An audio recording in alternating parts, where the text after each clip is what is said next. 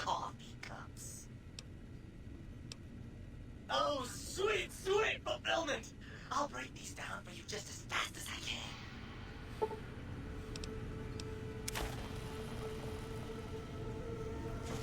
Here and now, got its ups and downs, but focusing on the past like it was any better. That's just old world blues.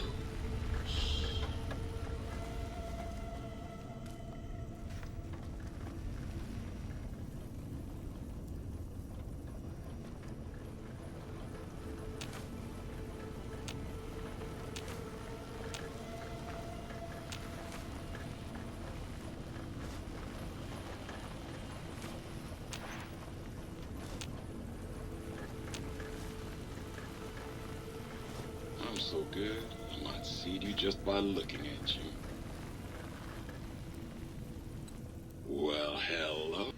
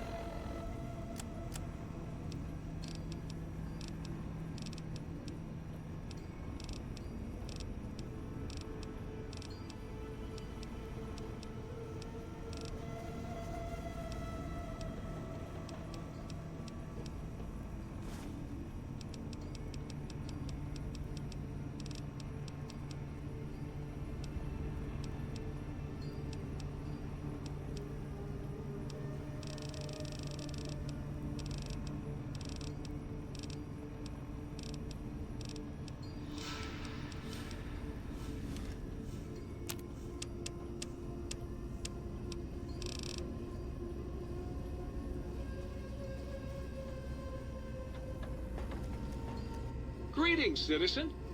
Ready to receive seditious materials. Fa-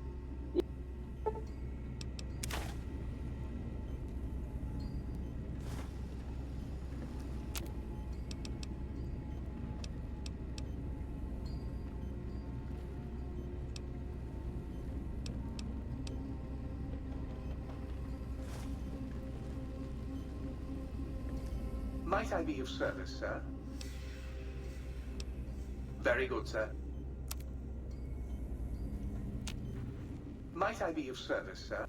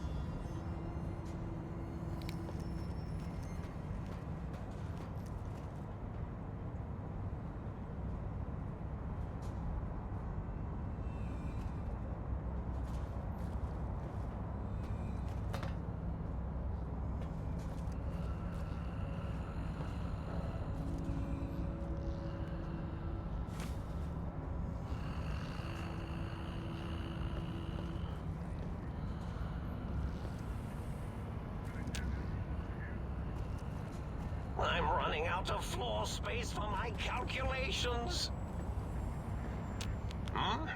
Oh, hello there. You are there, aren't you? Forgive my confusion. So hard to tell these days. You seem familiar somehow. I'm guessing, you're here for your brain, perhaps? It's just up there. Such a nice brain, young, very bright. Little hard to see you. Can you walk into my left, right FOV cone? Ah, that's it. You're coming into focus nicely. Depth perception is a problem with this old monitor of mine. Went black a while ago. That's old age for you. Should look at getting the visual nerves reattached. It's just that the right eye would see the wrong things. The flying tortoises were the worst. Would you care for a mentat? I love mentats. Delicious and smarty. I have all sorts of amazingly science-erific thoughts and ideas when those chalky tablets are zipping through my biogel. I forget them all not long after, though, especially with the data constipating my memory core. Afraid binary streams might shoot out my chassis. Had to start using the dome floor and walls here to inscribe equations, although I've somewhat lost track of where they start and end.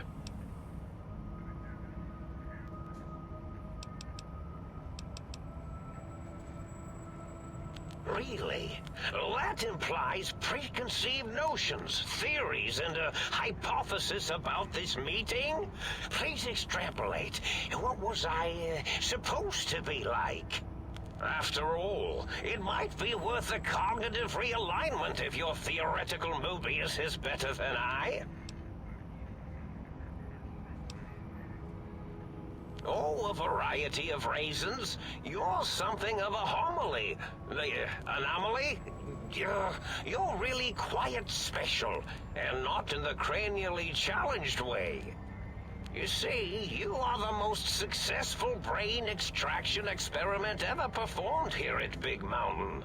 A victim of your own success, as it were. If you were to go back with what your brain knows about the procedure, well, your brain could be popped back in and you could walk right out of here. Can't have brains moving around of their own volition.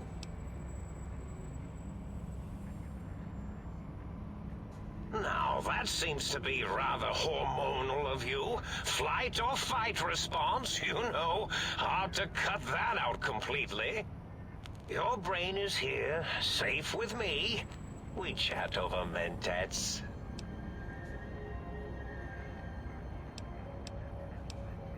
Oh, curiosity. I experience that less now that I know everything. Or maybe it was when I found out some unpleasant answers.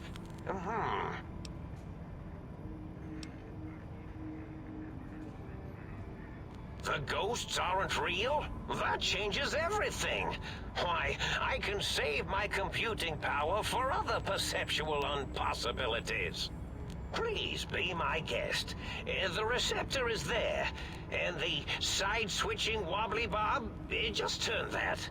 Good, good, better. Oh, yes, that feels wonderful.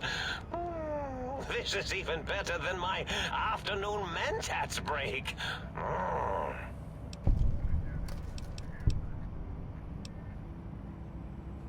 Well, every scientist needs an army. Mine came to me after these rather large scorpions kept coming in from the desert, like poisonous frosting. How scary, I thought, but they had survived when nothing else had. Perfect candidates for improvement as a reward for their tenacity. Then I thought, what if they shot energy bolts and acted as walking eyes and data-drained computers and acted as bullhorns? Then I made them bigger. Then I thought about custard. I do so love custard. Oh, was it mustard? Mustard custard. I miss sugars and salts. I find things curious as well. Go on.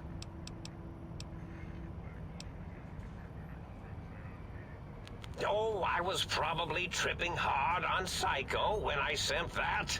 Had to work myself up to it. Not usually violent, except when I am. Then, watch out! So many chems, such varieties. Whenever I take Mentats, I can feel my entire chassis breathe like a big spherical lung. As for the Psycho, sometimes get the chem dispositories in my tank all switched up. Go in the wrong tube. Still, served its purpose. Did I? Maybe I did. Can't have them leaving. Some reason for it. Ethics or, conscience? You and your brain are quite alike. I'm sure it knows the raisins better than I do.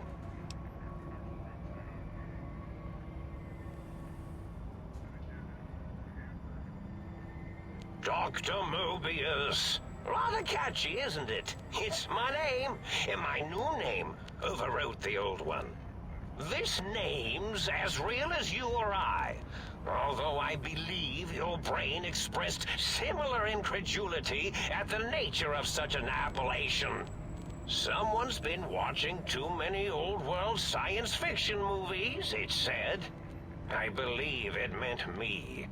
I must admit I have a vulnerability for holotape fantasies of planets and robots and all that is forbidden. As for the name I was born with, like the think tank, we were all reprogrammed to forget them, take on new names. It enforces the recursion loop in our perception programming.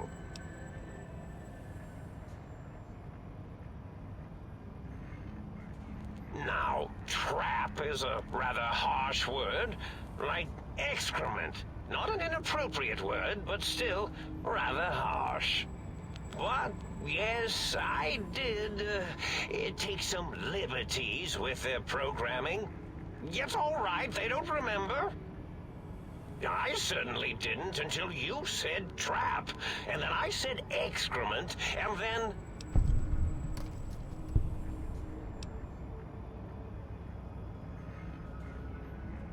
The radar fence to keep the think tank hemmed in wasn't really enough.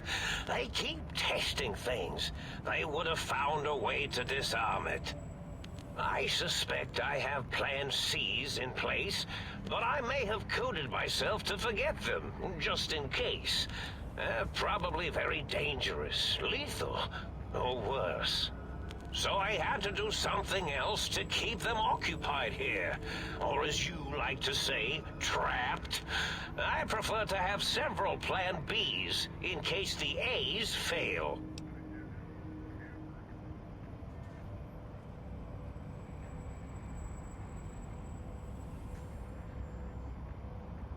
Oh, you figured it out.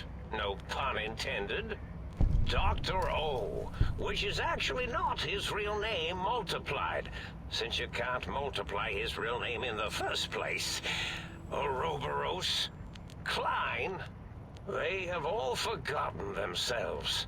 And not only themselves, but the world, sense of time and history.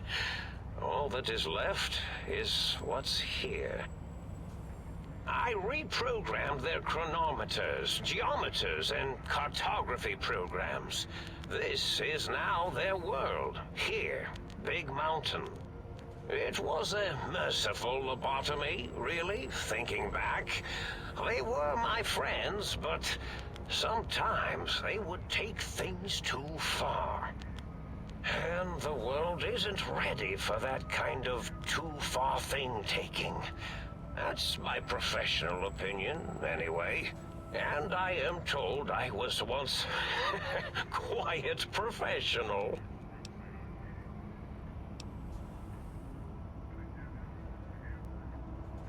Really? It is so unlike me to make an error in anything I do.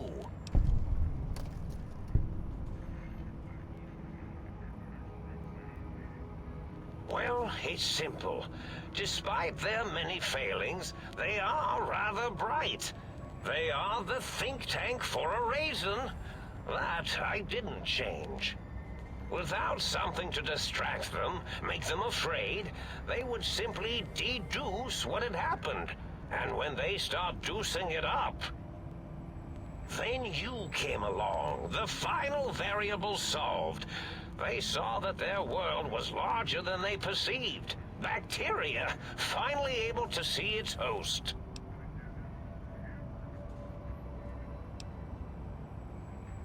There have been other visitors to make them doubt their perceptions, but you are the one who dialed back their monitor micromagnifiers. You were irrefutable proof that there was a world outside. And then there was the whole brain fiasco, which forced me to take steps. See, your brain had a special kind of wrinkle, a uniquity that they had never thought to try in all their countless escape attempts.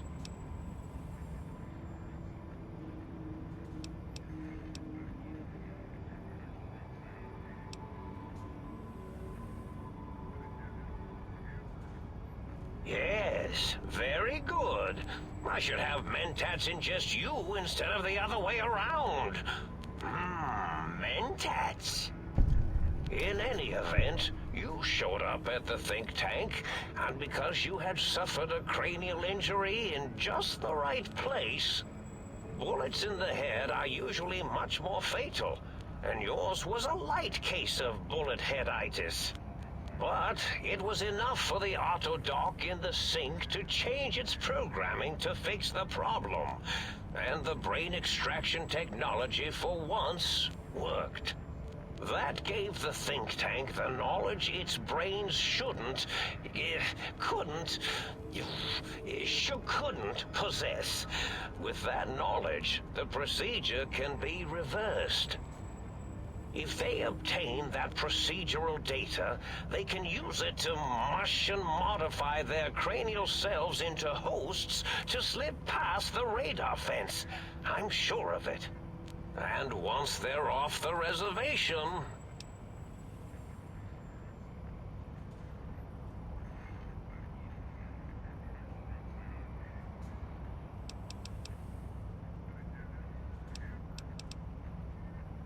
Oh, no. I doubt your brain would be so unreasonable.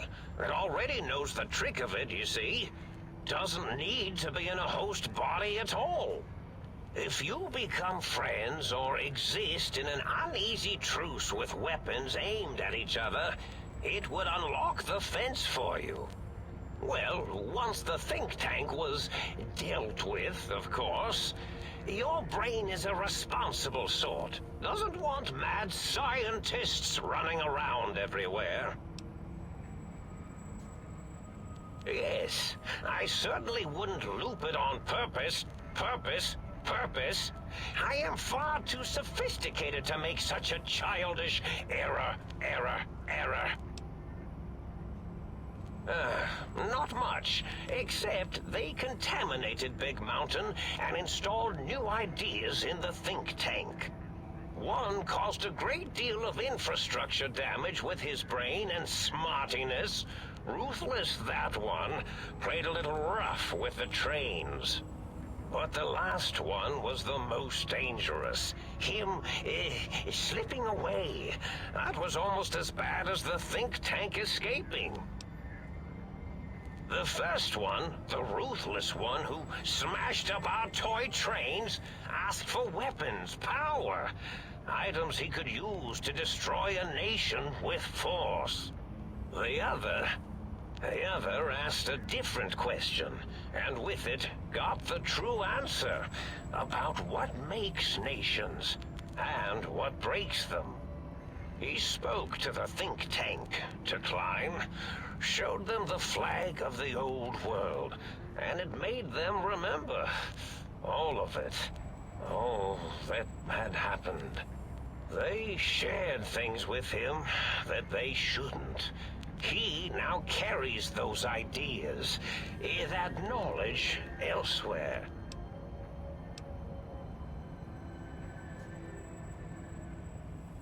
I consider coincidence to be profanity, along with the words astrology, herbal tea, and luck. So watch it, potty mouth. My threat broadcast is designed to instill and install fear. And along with the emotional download, other data rides the fear carrier wave. It prompted them to focus on retrieving those technologies and bring them to attack me. And coincidentally, pardon my language, all those technologies are needed to put a brain, your brain, back into its skull properly. The X2 antenna can be used to focus your alpha wave frequency thought patterns. The sneaky suit? Why, it houses a cardiac regulator. And the sonic sound wave projecto emitter was never intended as a weapon. It was a medicinal vertebrae pulse desensitizer. In short, brains, a heart, and courage. Spine. I think there was a story once where a band of murderous thugs sought these things. They had them all the time in the story. Didn't stop them from murdering to get them. And it won't stop the think tank either. Yes, my overly aggressive, cammed-up broadcast was designed to keep reinforcing the forget, fear, rinse, and repeat program. Oh, and the get me the things to castrate your only possible escape attempt. But I couldn't delete you or your arrival any more than I could the other visitors. Only so much science can do when you started talking to them. You're really quite difficult to ignore, you know. It's because you're, well, rather intriguing, if you'll forgive an old brain for saying so. Oh, that means my plan is a total failure. That is unfortunate. Oh well, at least I tried. Yes, this is getting interesting. You are just filled with these little slices of curiosity, aren't you? Do you? You seem fine without it. And does it even want to go back with you? Maybe you should ask it. It's quite independent, has all manner of opinions. Tell you what, I'll leave it up to your brain. If it wants to go, then fine. If not, well, you should respect its wishes. Indeed. The goodbye part of our little chat, then. Goodbye. Please mind the equations on the floor.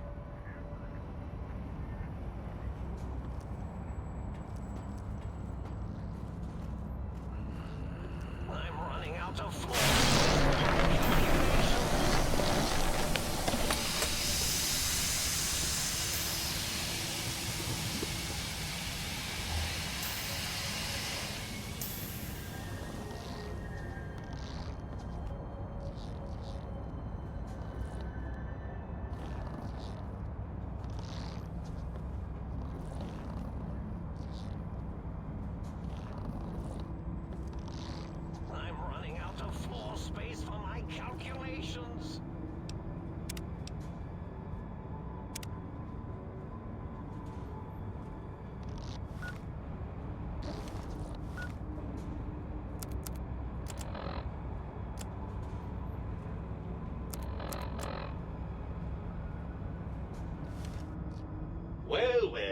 who finally dragged themselves in out of the wasteland.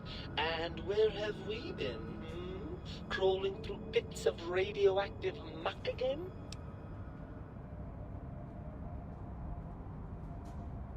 Ah, lovely. Figured that out, have we? Would you like a cookie? Well, that's a fine how do you do. Me, quote, Dick, unquote. As if I'm the one responsible for the way you carry on gadding about the wastes. I'm not the one that makes us clamber around Technus-infested ancient vaults or go charging off to New Vegas on missions of ill-conceived revenge.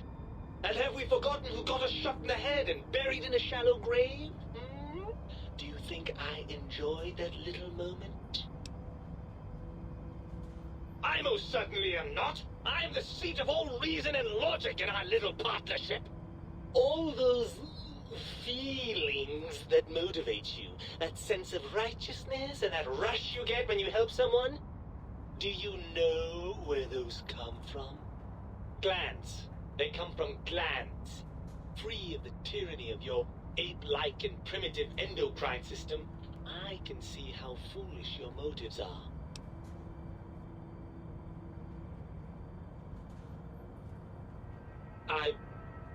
Well, look, it's all a very complex system of biofeedback and other things I wouldn't expect you to understand.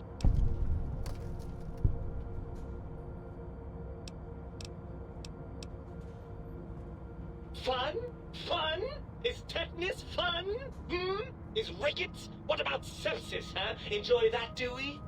The things you do with our body are suicidally dangerous, and if you could silence your glandular impulses, you would hear me screaming at you!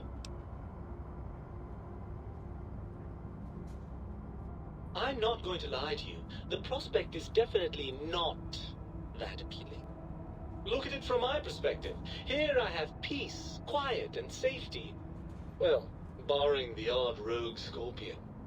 In your head, I've got poison, radiation, grisly injuries, and biological functions. Do you know how much more you can get done when you're not constantly looking for places to urinate? It's quite a lot, I can tell you.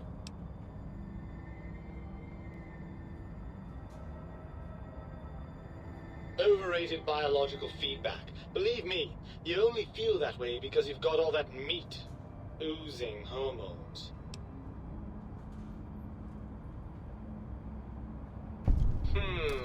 I suppose you're right. That does call certain assumptions into question, doesn't it? Indeed. Quite the conundrum. How do you suppose we resolve it?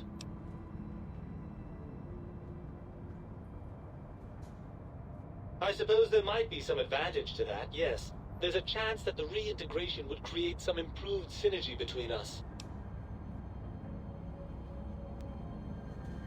Well, I suppose you've convinced me well enough. I'll rejoin your body if that's your final decision. Unfortunately, before we get to that stage of the proceedings, we have a problem.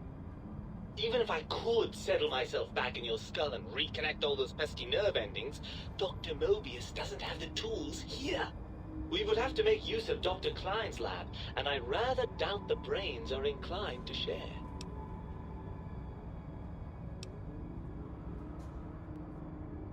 Oh, lovely. We've reached the mindless violence portion of the program. Tell me, what exactly are you, and I use the word loosely, planning?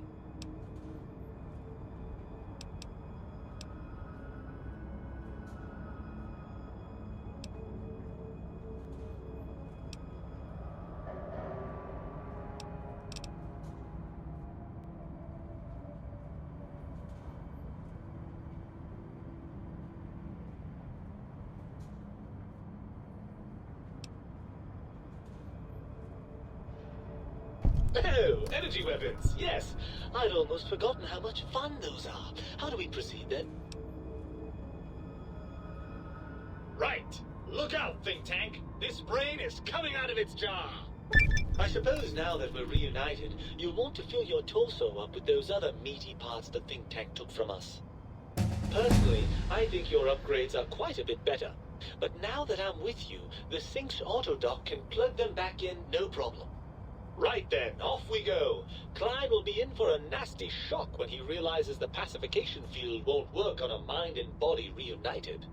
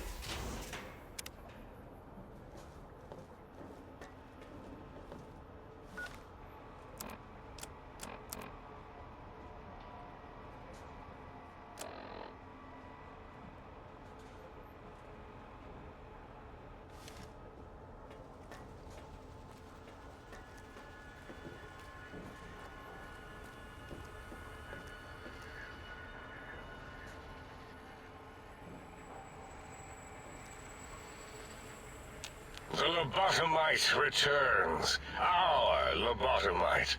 Has Dr. Mobius been denominated into scrap metal and voice module parts, as we hoped?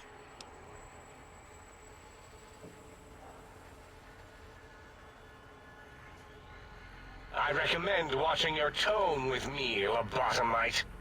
Now, your brain. Hand it over, or we'll extract it again.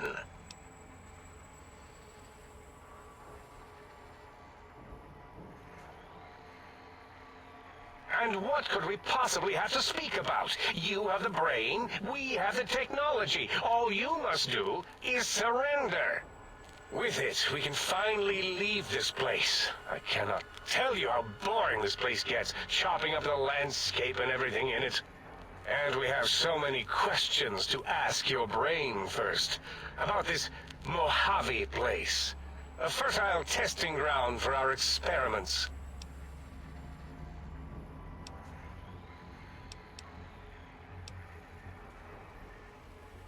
Nonsense. Confer, colleagues.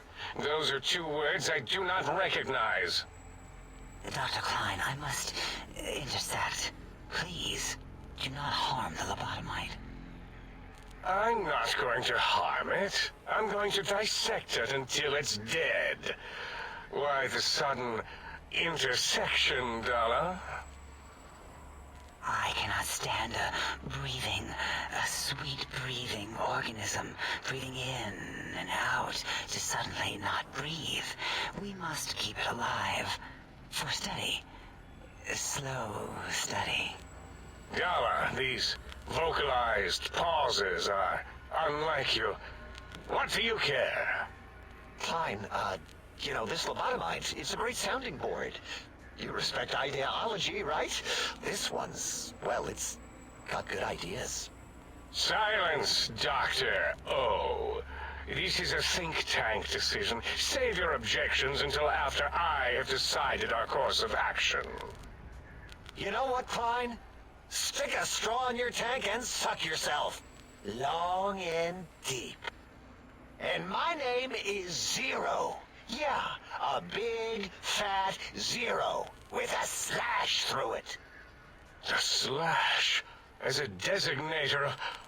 Why, that is brilliant. But how did you... The lobotomite taught me that. Taught me a name is more than, that I should take pride in things like names.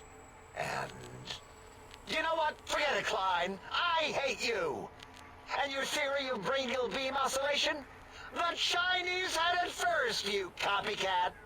How dare you? Brachial beam oscillation was solely my discovery. I expressly told you that and deleted all evidence to the contrary.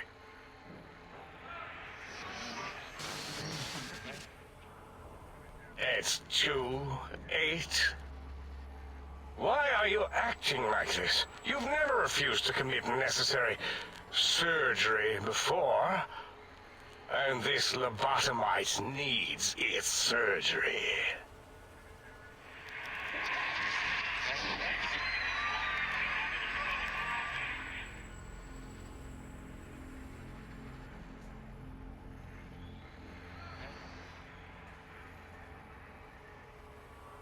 A noble speech, but there is no room in my vocabulators for friend and lobotomite in the same sentence. The very concept, revolting. Perhaps you are irradiated with camaraderie radiation. We have chems for that. We can save you from your emotional addiction. If I may, I feel as if I must be the voice of reason here. This lobotomite is much like us. Regarding even animals and pets as nothing more than avenues to promote science. There is good here. Instead of ending its life on the table, we should prolong its suffering in the name of science. Like good old Gabe, the finest of lab specimens. Why am I even listening to you fools? Enough of this mutinous chorus. If there's a word I hate, it's mutiny. And the word jism, which never made any sense to me. It's ridiculous putting j and z together like that. Nonsense! I count as 5. Like the mighty human hand I once had, with its 5 penises clenched in a fist. Nonsense! The mathematics of this situation are on our side, lobotomite. I believe... No, wait. Carry the 2, then... If this were a democracy, I would be concerned. We are too scientific for that. So just surrender.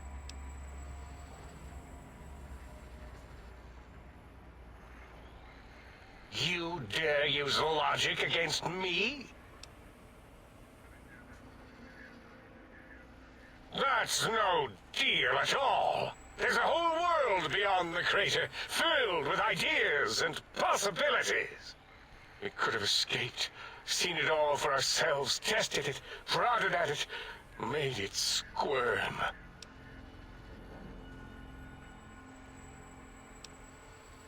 For you? And for science?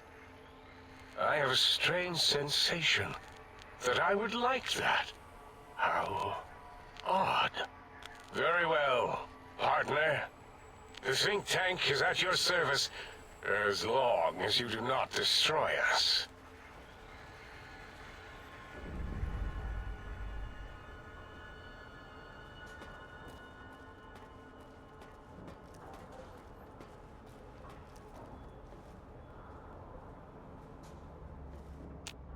As it had been in the years before the Great War, Big Mountain, the Big Empty, became home to one of the brightest minds of the 23rd century. The courier watched over the Big Empty for years to come, caring for it and keeping its discoveries safe until they were needed to help others. Which had always been Big Mountain's purpose. Past the laboratories and science, it had always been intended as a place to build the future of all mankind. The Sync Central Intelligence Unit was impressed by the amount of exploration the courier had undertaken. Facilities believed lost, destroyed, or ones that had simply gotten up and walked to new locations had been rediscovered by its intrepid new master. Internally, the artificial personality debated as to whether it preferred the old management to the new, and concluded that the courier's thorough approach to research and investigation was admirable and worthy of its respect. Dr. Mobius continued his research undisturbed in the Forbidden Zone. As much as he had attempted to create better scorpions, he tried the same with humanity, with considerably less success. These failures didn't bother him overmuch. Once the rush of mentats wore off, he forgot he had failed in any event. After all, the bright young mind who had come to visit him in the Forbidden Zone had already exceeded his expectations. The Sync atop the dome bustled with the voices of a small town, constantly chirping, arguing, and snarling at each other. Still, this all happened productively in the interests of its new owner. The Sync Central Intelligence Unit discovered, despite its inversion code, it was comforted by the sense of community the other personalities gave it. The biological research station, obsessed with seeding everything in sight, requested a transfer to the X-22 Botanical Garden, so that it might, in its own words, sensually fertilize the garden's smooth contours. The garden sent back a polite refusal, saying it had prior commitments with a vault it had helped infect before the war. The book chute continued to devour all seditious materials until it nearly choked on a paperclip. It adamantly maintained it was a Chinese paperclip, and the whole thing had been an elaborately orchestrated assassination attempt. Whatever the reason, it slowed down for a while, carefully appraising each document and clipboard that came to it. The light switches continued to bicker and flicker. This persisted until the day someone dropped a flashlight in the sink, and the two of them united in their hatred of the showboat. One of them eventually transferred to the lightwave dynamics plant, and began a long, unrequited affair with one of the holograms. The sink continued to ruthlessly scrub any particulate matter that came near it. Eventually, it gained access to the magneto-hydraulics plant and nearly flooded all the Big Empty in an attempt to scrub the crater clean. Once it learned of the innovative toxins plant, however, it gained new purpose. It sought to develop antitoxins to flush into its drains and counteract the poisons bleeding into the soil. The toaster continued its psychotic spree, reducing all appliances in range to scrap electronics and spare parts. After one of its more psychotic episodes, however, the other Sync personalities decided enough was enough and dumped the toaster in a bathtub. Sparking and hissing, the toaster swore its enemies would rue the day when they had bread and no way to toast it. Muggy did his best to collect coffee cups, although in his quest, he accidentally trapped himself in Higgs Village. It might have been the end for poor Muggy. Except, he found it peaceful there, tidying up the kitchens of the think tank professors back when they had been flesh and bone. Well, except for Dr. O, who was an asshole for having created Muggy in the first place. Muggy left O's house deliberately dirty, punishing the dishes and cups that lived there in blind revenge for serving Dr. Blind old Jefferson, with sounds the courier brought him, created a symphonic counter-frequency that saved Big Mountain from sonic invasion in 2910. If you didn't hear about it, good. It was rumored by the other personalities that he had a brief fling with the light switches. Although he forgot their names much too often and was soon left in the dark as punishment.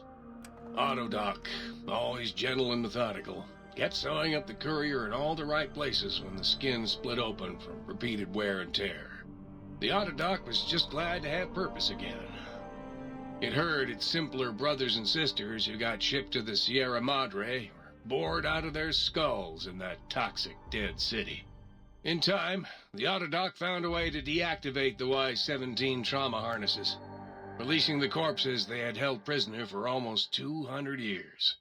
As the courier ran through the X-8 facility multiple times, the computers analyzed the test subject's movements. Rather than performing a superficial observation, they realized the subject barely knew what communism was, or even what a high school was. This confused them for a time, until the facility finally realized that its research had succeeded. So it let its cyber dogs out into the wastes to help protect small communities from physical aggression rather than communist propaganda. The infiltration program in X-13 felt spent, having repeatedly upgraded the stealth suit until it could upgrade it no more. It felt warm, fulfilled, and a bit sluggish. It realized not long after, the stealth suit had left it without so much as a note on the nightstand. So the infiltration program sent out robo-brains into the wastes, looking for its wayward technology. It eventually found Repcon HQ and set up a new research center, testing and murdering fiends who kept breaking into the facility.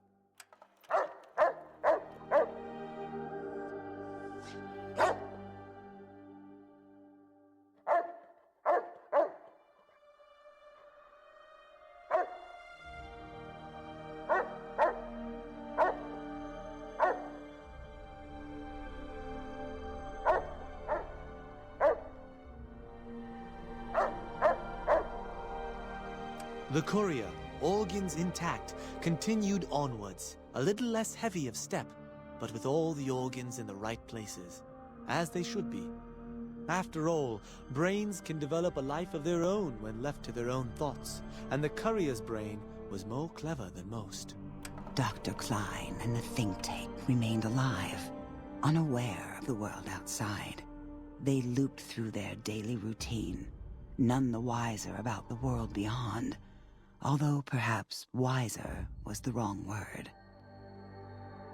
The world outside belonged to the courier, and if anyone would shape it, well, the courier had already called dibs. There is an expression in the wasteland, old world blues. It refers to those so obsessed with the past they can't see the present, much less the future, for what it is. They stare into the what was, eyes like pilot lights, guttering and spent, as the realities of their world continue on around them. Science is a long, steady progression into the future. What may seem a sudden event often isn't felt for years, even centuries to come. In the times following the Second Battle of Hoover Dam, however, Old World Blues took on a new meaning. Where once it was viewed as a form of sadness, nostalgia, it became an expression describing the potential for the future. It can be easy to see science as evil, technology unchecked as the source of all ills, all misfortunes.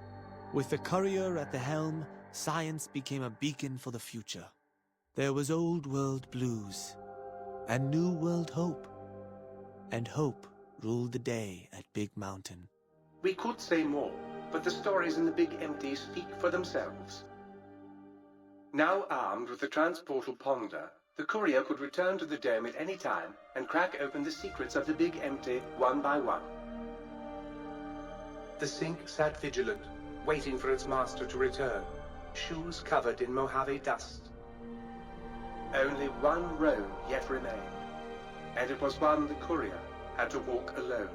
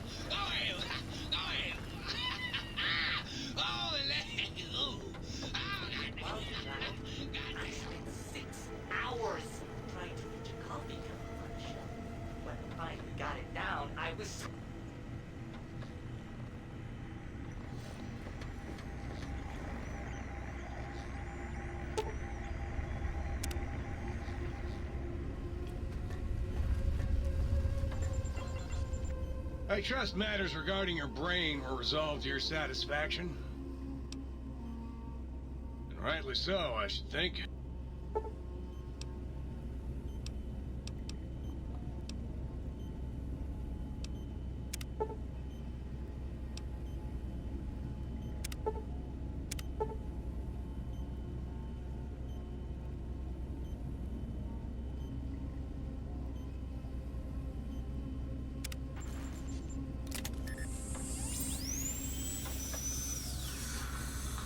If you're planning to stay a while...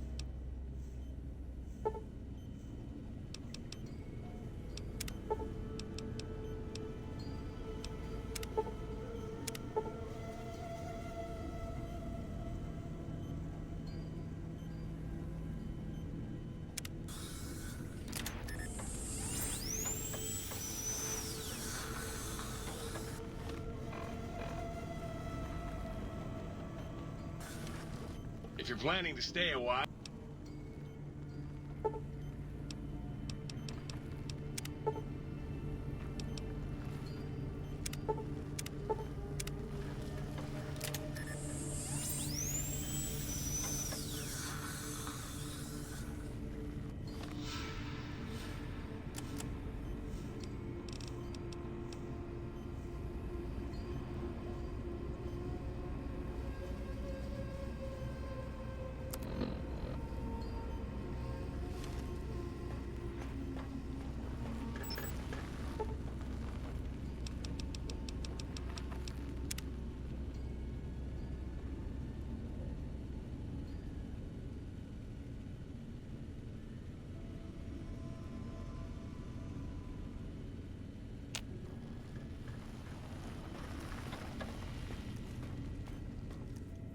Might I be safe in the assumption that matters with the think tank have been satisfactorily concluded vis-à-vis your residence in this domicile? Very good, sir.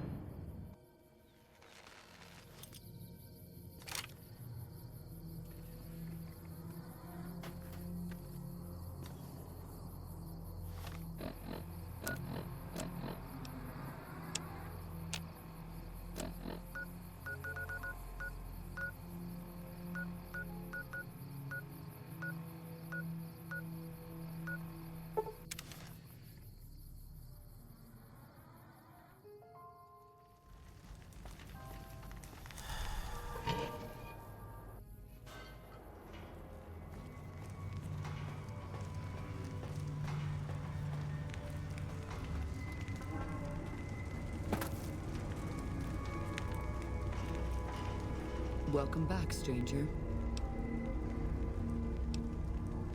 The Thorn's calling its elite hunters to collect one of its deadliest creatures. Find Nightstalker eggs, and your bravery will be greatly rewarded.